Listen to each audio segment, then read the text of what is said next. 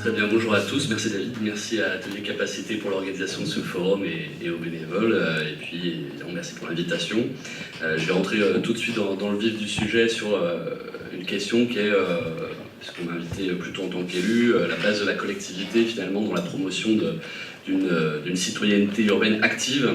Et je vais partir d'un exemple pour mettre en évidence l'articulation des postures et voir comment l'articulation des postures de différents acteurs, élus, citoyens, agents, peut parfois limiter ou ralentir la question de la participation et de l'activation de la citoyenneté urbaine. Et je vais partir de l'exemple d'un projet qu'on a voulu monter dès le début du dernier mandat municipal, qui s'appelle le Laboratoire Ouvert Villeurbanais, le LOV. Le LOV, c'était l'idée de créer un tiers-lieu à Villeurbanne, un espace de création collaborative et d'échange de savoir et de savoir-faire. Et comme on s'est dit, c'est un lieu à vocation collaborative, participative. On va le créer sur cette méthode-là. Donc on a invité tous les gens intéressants et intéressés par les questions du tiers-lieu à une première réunion. Et on leur a dit, bah voilà, on a une tradition expérimentale à Villeurbanne, tradition d'expérimentation sociale, et on veut construire cet espace-là avec vous. On vous donne une feuille blanche et à vous de la remplir. Et là, ça a été la panique générale. Première panique générale, ça a été en fait des gens qui nous ont dit mais en fait, moi j'ai vraiment quelqu'un qui m'a dit ça, mais en fait vous voulez qu'on fasse votre boulot? Moi je lui ai répondu, bah oui, voilà, exactement, j'ai envie que vous fassiez mon boulot, c'est-à-dire on vous donne effectivement les clés. Et en fait ça a complètement décontenancé un certain nombre de gens, et pourtant c'est des gens qui pourraient très bien être là dans la salle aujourd'hui. D'ailleurs je crois qu'il y a quelqu'un qui était ici, qui est effectivement du LOV dans la salle, donc des militants de la participation, mais quand on leur a dit on ne sait pas encore ce que vous ferez, mais on vous soutient, ça les a un peu décontenancés. Ça a été quand même, ça s'est quand même mis en place petit à petit, mais après, l'autre problème, et une vraie difficulté qu'on a eue en fait, c'est que les services n'ont pas su approcher cette question, n'ont pas su s'approprier une démarche de création, d'initiative qui était pas tout à fait celle d'un élu, pas tout à fait celle de citoyens, mais quand même, sur toute la démarche, la construction d'un groupe de volontaires qui créait un espace à partir de rien et qui avait vocation à travailler avec tout le monde. Et on a perdu, aujourd'hui le LOV n'est pas encore tout à fait ouvert, pourtant on l'avait lancé fin 2014, et ça c'est dû véritablement pour moi à un impensé de la fonction publique, un impensé de la fonction publique territoriale, l'incapacité en fait à intérioriser un espace participatif. Ce que je veux dire par là, en fait, c'est que si j'avais monté le projet de A à Z, moi j'aurais pu très bien savoir ce que je voulais en faire de ce LOV. J'avais tous les services compétents à ma disposition. C'est-à-dire que la ville de Villeurbanne, c'en est presque inquiétant, ils pourraient faire tout seul. C'est le Léviathan, hein, c'est 2000 agents, voilà, on les lâche quelque part, hop, ils reconstruisent une ville. Mais là, l'idée, c'était de susciter l'action citoyenne et l'initiative. Et là, incapable de comprendre comment s'emparer de ce projet. Et c'était Kafka. En fait, on relançait en permanence les services, chacun se renvoyait la balle, chacun attendait une validation d'un autre élu, etc. Ils ne comprenaient pas qu'en fait, on leur dit non, mais ça y est, c'est plus nous, c'est terminé. Et on a perdu donc 2 ans et demi. Et pourtant, en face, on avait des gens qui étaient experts de leur domaine. Les gens qui ont participé à la création du LOV, ils savaient quasiment monter eux aussi le projet tout seuls. Pareil, si les services s'en étaient pas mêlés, presque ils auraient pu le faire tout seuls. Mais c'est bien l'interaction des deux, finalement, qui n'a pas été possible. Et alors, je vais faire très court, mais voilà, pour moi, c'est la difficile articulation technicien-citoyen. C'est pas vrai que les élus veulent pas faire de la participation. Ils ont pas peur de perdre le pouvoir, ils en ont pas. Ils en ont plus. C'est terminé, ça, cette époque-là. On ne peut rien faire en tant qu'élu local. Donc, on n'a pas peur de perdre le pouvoir. Mais on ne sait pas comment susciter l'action citoyenne et on n'a pas les outils des agents pour ça. Les élus, les agents ne sont pas formés. Que ce soit l'INET, l'IRA, l'ensemble des concours administratifs, à aucun moment on explique aux fonctionnaires comment est-ce qu'il est en dialogue avec un habitant décideur. Un habitant usagé, il sait faire. Un habitant qui vient pour faire une demande en tant que guichet administratif, il a l'habitude aussi. Ça roule, c'est dans son logiciel, il n'y a pas de problème. Mais par contre, être en dialogue avec un habitant pour travailler directement avec lui, voire pour travailler au nom de l'habitant, et donc plus au nom de l'élu, alors là, c'est plus possible. Et c'est même tout l'inverse en fait. Quand on discute avec les cadres des collectivités, ils parlent de leur élu, c'est mon élu. Donc en fait, il y a un cloisonnement total, l'élu, le technicien, et voilà, ils sont dans un dialogue vraiment, ils sont que deux, quoi. Éventuellement, il y a le directeur général des services, éventuellement, il y a le maire de l'autre côté, mais ça va pas plus loin. Et ça, il va falloir du coup travailler à une remise en cause, et donc à la mise en place d'une ingénierie de la participation. Sans quoi les élus vont devoir faire la participation eux-mêmes, et ils n'auront pas le temps, ils n'auront pas même la capacité, aussi militant et volontaire soit-il. Donc comment est-ce qu'on situe l'agent pour qu'il puisse porter ni tout à fait la parole de la collectivité, ni tout à fait la parole de l'habitant? Parce que ça aussi c'est quelque chose qu'on retrouve souvent quand on dit à un agent qu'il doit aller faire de la participation, il a soit l'impression que son élu se défausse, soit l'impression voilà, d'être lâché en première ligne, d'aller prendre les coups en fait. Et vraiment ça aussi dans les entretiens qu'on a, c'est quelque chose qu'on retrouve, alors là c'est plus en tant que chercheur que je dis ça, dans les entretiens c'est des agents qui disent mais en fait voilà, il s'est complètement débarrassé de sa mission, il n'arrive pas à trancher aussi, il dit ça. Donc du coup ça met aussi l'élu en porte-à-faux parce que du coup l'élu n'est plus un élu, il n'a plus cette capacité de leadership, d'arbitre, voilà, qui arrive et qui dit c'est comme ça, et du coup l'agent a sa fiche de mission, a son plan de mandat, il sait quoi faire, ça roule. Donc on doit essayer de mettre en place quelque chose qui permet aux cadres, puisque c'est essentiellement les cadres de la fonction publique là, quand même, qui sont concernés, d'être ni tout à fait médiateur, ni tout à fait vulgarisateur, mais de sortir de la logique l'agent propose, l'élu dispose, quoi. Donc c'est une véritable révolution, et soit on l'aborde d'un point de vue purement technique, et là on dépolitise tout, c'est terminé, il n'y aura plus de contradictions, il n'y aura plus d'intérêt particulier, c'est le monde magnifique de la technique, où il va y avoir quelque chose qui sera de l'ordre de l'optimum dans la cité. Ou alors on politise, mais encore une fois avec les outils, parce que pour le moment, comme on n'a pas les outils, on les importe. Et là, on tombe dans un des écueils de la participation, qui est de vite tomber dans la question de la communication. On fait appel à des agences, qui sont censées être des agences de participation, enfin des prestataires de participation. En fait, ce sont des agences de com, ou alors ce sont des prestataires tout simplement des porteurs de projets immobiliers qui viennent avec leurs prestataires et disent ne vous inquiétez pas, on va s'occuper de tout, nous on va l'organiser la participation. Et évidemment, ça pose un vrai problème de neutralité dans la construction du projet. Et l'autre problème, ça veut dire qu'en fait la collectivité, et ça devrait quand même tous nous inquiéter, n'est pas capable d'organiser elle-même la médiation entre gouvernants et gouvernés. Là, on est quand même face à un vrai problème démocratique. Elle est incapable de construire ça aujourd'hui. Donc, comment est-ce qu'on construit un espace public idéal ? Du coup, moi, quand j'ai démarré élu à la jeunesse, j'ai tourné dans tous les sens.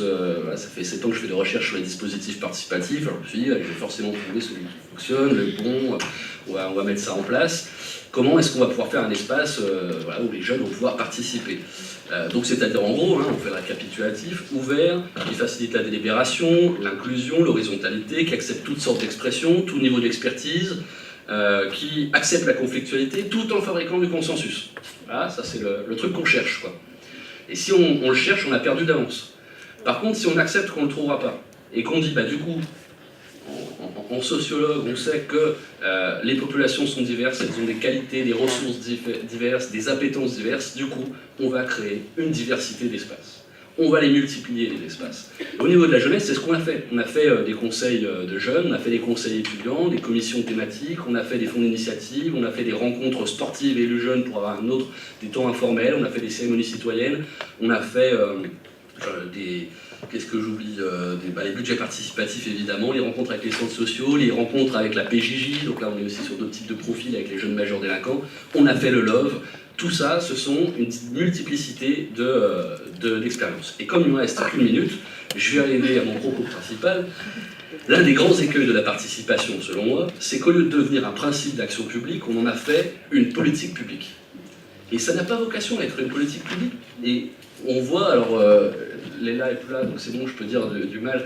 Je suis désolé pour elle, elle verra la vidéo, ce n'est pas contre elle, mais on a des élus à la participation. Et ça devrait nous alerter. C'est comme si on avait des élus au dialogue avec les habitants. Sous-entendu, les autres, ça ne les concerne pas.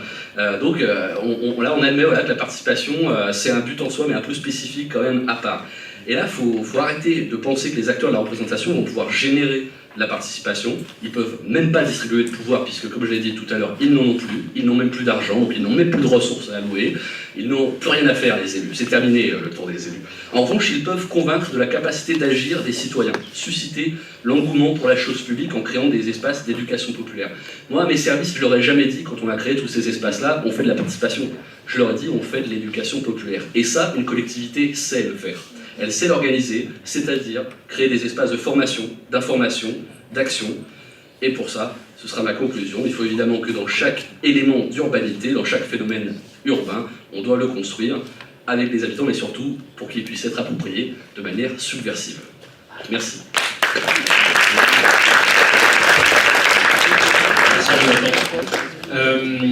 Donc, comme prévu, est-ce qu'il y a des réactions, commentaires, questions? On a un micro qui va pouvoir être distribué. Oui, avec nos deux services civiques, Sophie, qui est là-bas, et Julie. Donc si jamais aussi dans la journée vous avez des questions à poser, ou quoi que ce soit, n'hésitez pas à les solliciter. Il y avait une personne juste là.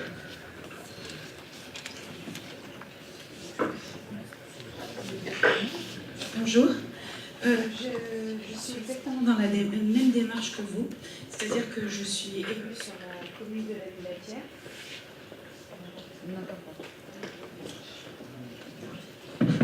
Si ça marche, mais il faut bien parler comme ça. Je suis élue sur la commune de la Villatière, je disais, et donc sur les projets jeunes, la citoyenneté et d'autres casquettes. Donc effectivement. Viens devant. Là, d'accord. Très bien. Donc, je suis sur le, entre guillemets, le même questionnement que vous. Et pour l'instant, je crée avec l'aide des services des événements, on va dire, éphémères pour essayer d'avoir le pouls, de connaître justement un peu plus la jeunesse et les impliquer. Et c'est un travail de longue haleine, mais j'en suis qu'au balbutiement, entre guillemets. Donc, par exemple, on a instauré pour début juillet une fête de la jeunesse qui n'existait plus depuis plusieurs années. Et j'aurais entre guillemets besoin de conseils, d'aide, et c'est essentiellement, on va dire, le fait, le but de ma démarche aujourd'hui. C'est rechercher ce type d'informations, comment initier, faire participer les jeunes et comment faire en sorte qu'ils viennent vers nous. Donc, cérémonie de citoyenneté aussi, ça a été fait. Il y a un dispositif qui s'appelle Fabrica Déclic qui va commencer en juin. J'avais préempté entre guillemets 15 places. J'ai pas réussi à mobiliser, même en impliquant les partenaires locaux de terrain. Et voilà, c'est un peu tout ça qui me questionne. Merci. D'ailleurs, je rebondis sur la question de la Fabrica Déclic, puisque Osons ici et maintenant sera là ce midi lors de la pause. Est-ce on répondra après, on essaye de prendre comme s'il y a un commentaire ou deux. Vraiment, en faisant court, s'il vous plaît. Oui, très court. Sur la question de la formation des agents, il semblerait que la ville de Lyon ait obtenu le trophée de la démocratie participative. Alors sur le coup, j'étais un petit peu interloqué. On a regardé au sein d'Agir Café auquel je participe ce qui arrivait et on m'a dit oh, c'est une interne donc ça ne sert à rien. En fait, ça renvoie totalement à votre question qui est celle de dire et si les agents ne sont pas accueillants à des politiques de démocratie participative, ça n'a aucun sens puisque ça ne traduit absolument pas la réalité de ce que les élus prétendraient vouloir faire. Est-ce que vous avez du coup des échos de ce qu'il est advenu à Lyon de ces formations à démocratie participative, de ce grand prix de la Gazette des communes, et est-ce que ça a changé les pratiques? Merci. Oui, bon, Jonathan a parlé du LOVE, de la personne qui dit du LOVE, donc c'est moi, donc je n'étais pas venue pour ça, je ne suis pas là pour ça particulièrement, mais je peux donc témoigner de cette initiative. Donc, je peux dire aussi que je fais partie de Lyon en commun, que l'année dernière, on a organisé la Fabrique lyonnaise des communs, plus d'autres choses. Et étant donné mon âge, j'ai d'autres expériences, mais peu d'expériences en territoriale. Je m'en suis toujours un peu méfiée. Mais je peux dire que ce qui a été fait à Villeurbanne sur le Love, la façon dont Jonathan et d'autres ont présenté le projet, dont ils l'ont mené, pour moi, c'est exemplaire, c'est très bien. Bon, il a parlé de lui, de ce qui n'avait pas marché vis-à-vis des élus et des services.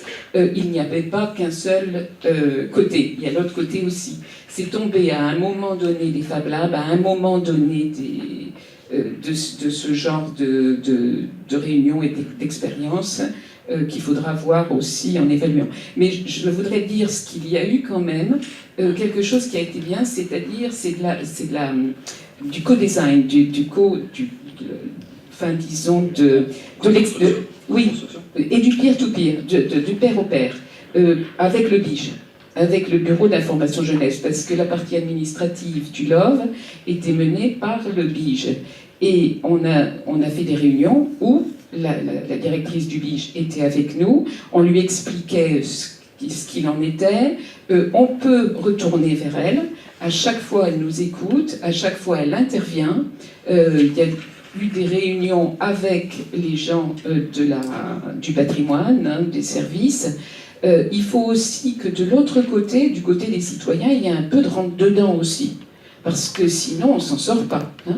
Bon. Et donc, c'est pas du tout une incapacité de médiation entre gouvernants et gouvernés. Je pense qu'il faut prendre en compte des évaluations. Je vois pour d'autres initiatives, les évaluations venant de gens qui sont fonctionnaires, je l'ai été aussi, hein, n'ont aucune implication pour eux. C'est-à-dire que quand on met en place une politique ou un service ou quelque chose, s'il n'y a personne au bout, ça n'a pas d'importance. Et ça, c'est très mauvais au niveau éthique pour les personnes qui l'organisent, parce qu'au bout d'un certain temps, elles ne font plus qu'organiser. Et donc, il n'y a pas de retour là-dessus. Et je crois que c'est ça qui va changer. Merci. Désolé, monsieur. Il y aura peut-être la possibilité de reprendre le tour de parole tout à l'heure. Il y aura certainement des choses qui seront liées. Oui, mais je vais faire la réponse très rapide, parce que c'est des remarques, je pense, sur lesquelles on est tous d'accord. D'abord, sur la question de la participation des jeunes, alors là, j'utilise une autre casquette. Je suis membre du bureau de l'Association nationale des conseils d'enfants et de jeunes, qui est une association qui a justement pour objectif d'accompagner les élus, les collectivités dans la mise en place d'espaces de participation des jeunes. Donc là, faites appel à l'ANASEJ et ça fonctionnera directement. On a 20 ans d'expérience avec les associations d'éducation populaire, avec les collectivités, avec les agents, et on est là dans l'accompagnement de projets, dans le fait de les susciter, dans le fait de mettre à mal cette idée de l'apathie citoyenne des jeunes et de mettre en évidence qu'au contraire, ils sont extrêmement politisés. Il suffit juste de créer les bons espaces. C'est pas évident, je suis pas en train de dire que c'est facile, mais du coup, justement, c'est comment est-ce que on se base sur les expériences des autres, et puis il faut pas avoir peur de l'échec aussi. Hein. Tout à l'heure, j'ai fait une liste de choses qu'on a mis en place sur Villeurbanne, il y en a qui n'ont pas fonctionné, il y en a où on a eu 2-3 jeunes seulement, on a quand même discuté avec eux, puis on a vu pourquoi ça marchait pas, ça permet de répondre directement à l'autre question. Évidemment qu'il faut évaluer en permanence. Après, il faut faire attention quand même à la culture de l'évaluation où bientôt les budgets municipaux vont prendre plus de budget d'évaluation que de budget d'action. Il faut trouver peut-être un équilibre, pas toujours être dans la réflexivité pure. Mais quand j'ai présenté la démarche du LOV tout à l'heure, évidemment que c'était pas pour me venger des agents de Villeurbanne ou dire du mal de la fonction publique, c'était pas ça du tout l'enjeu. Hein. Évidemment que c'est une question d'articulation, mais c'est comment est-ce que la volonté de l'élu peut se transformer, et aussi comment la volonté en fait de la communauté urbaine, puisqu'on oublie communauté urbaine au sens non pas du Grand Lyon, mais au sens de la communauté des citoyens de la ville, peut effectivement s'activer grâce aux outils de la collectivité. Et en fait, ça sera peut-être la dernière fonction de la collectivité, ça sera de proposer des outils. Ce sera ça, son objet. Et du coup, sur la question de Lyon, alors je ne connais pas précisément, la dernière fois que je l'ai vu dans le cadre de mes recherches, c'était déjà il y a quelques années, et le problème était un peu le même, c'est-à-dire qu'il y avait des agents qui étaient formés à la participation, ils étaient spécialisés sur la question de la participation, et les autres, en fait, continuaient leur métier, qui était un autre métier, Et du coup, évidemment que la participation, c'est un métier, mais peut-être qu'il faut juste en diffuser les pratiques et les savoir-faire de manière plus large. Quand même, il y a une vraie démarche volontariste à Lyon, qui était notamment portée par un élu, je pense que vous connaissez tous, Gérard Claes pendant un moment, et ensuite par d'autres. La Belchak au niveau régional avait aussi porté ça. Il y a eu une prise de conscience collective. Au niveau de la métropole, il y avait quand même aussi toute cette mission prospective qui était extrêmement volontariste et extrêmement performante en matière de diffusion de cette culture participative dans les collectivités. Hélas, je ne suis pas sûr que tout le monde s'en soit emparé. Merci.